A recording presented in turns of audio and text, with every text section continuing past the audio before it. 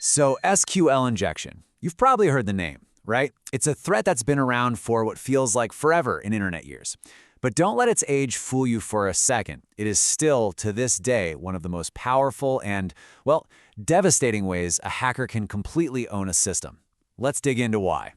Let me ask you a question.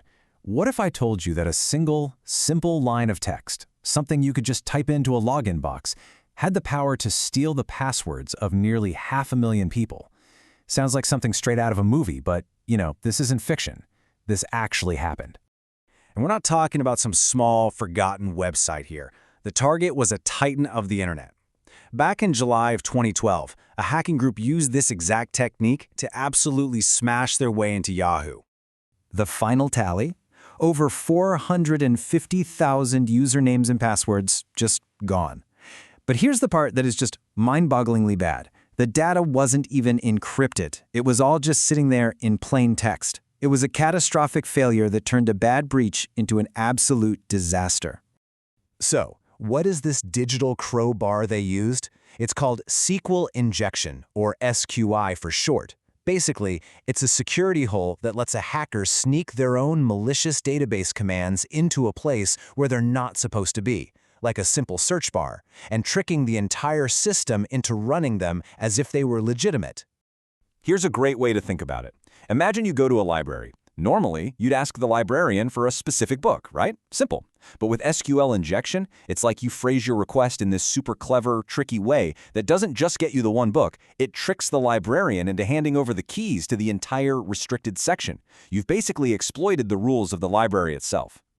Okay, so let's peek behind the curtain for a second. A normal, everyday request from an application to its database looks something like this. It's basically just saying, hey database, please select all the items from the table where the owner is Smith. The database does what it's told, and you see Smith's items. Everything works perfectly. But here's where the trick comes in. The attacker adds a little extra bit of text to their input that messes with the logic. The application, not knowing any better, just staples it onto the end of the command. So now the database is being asked to find items for Smith or, and here's the genius part, where A equals A. Well, A always equals A, right? That statement is always true. So the database says, okay, that's true, and just dumps everything it has. Every user's data. Game over. That whole Yahoo mess, yeah, that was not a one-off. Not by a long shot. SQL injection has this long and incredibly destructive track record. So let's just take a quick look at a few other major hacks to see how bad this can get. First up, let's jump to October 2015. The target was TalkTalk, a massive telecommunications company over in the UK. The fallout from this was absolutely staggering. We're talking a financial hit of £42 million, and on top of that, they lost the trust of over 100,000 customers who just walked away. That's a blow that most companies would never recover from. But, it's not always just about money or customer data. Sometimes the stakes are so much higher. Believe it or not, back in 2010, the official website for the Royal Navy was compromised by a single hacker using this exact same method. The impact here was on a whole other level. This wasn't about stealing credit card numbers. This could have exposed sensitive military data. It put national security at risk and, of course, just shattered public trust in the government's ability to keep its own digital house in order. And the list just keeps going. A couple years later, in 2012, another huge international organization got hit, the European Space Agency.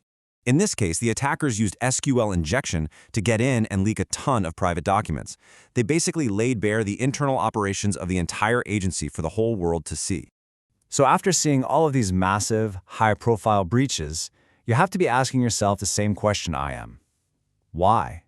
Why does this keep happening?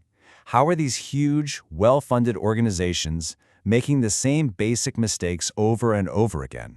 Well, it turns out there's a pretty clear pattern. It's almost always a cocktail of the same systemic failures. It starts with blindly trusting anything a user types in. Then you add in some outdated software that hasn't been patched in ages. Sprinkle in a total failure to encrypt sensitive data. Sound familiar, Yahoo? Then you give the web application way too much power in the database.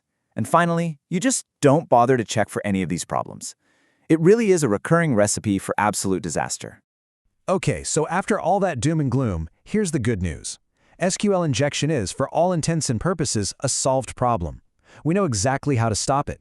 It's just a matter of building your digital fortress the right way. And it all comes down to this one single golden rule. You have to design your systems so that anything a user types in is always treated as data, and never, ever, under any circumstances, mistaken for executable code. So here's what that looks like in the real world.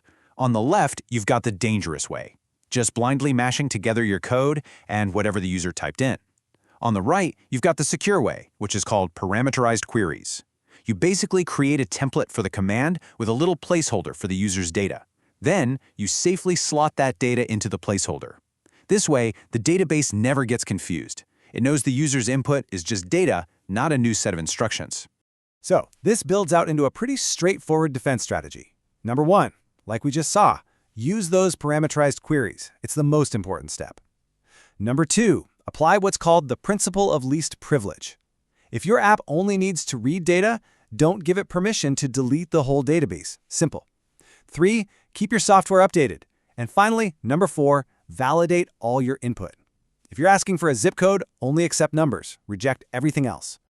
Okay, so if we've known how to stop this for well over a decade, why are we still talking about it? Why on earth does this still matter so much today? Because, and this is the crazy part, despite everything we know, it consistently, year after year, shows up on the OWASP Top 10 list. That's basically the cybersecurity world's most wanted list for web threats.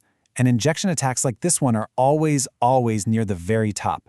It's an old attack, but it's still wildly effective because developers are human and they keep making the same preventable mistakes.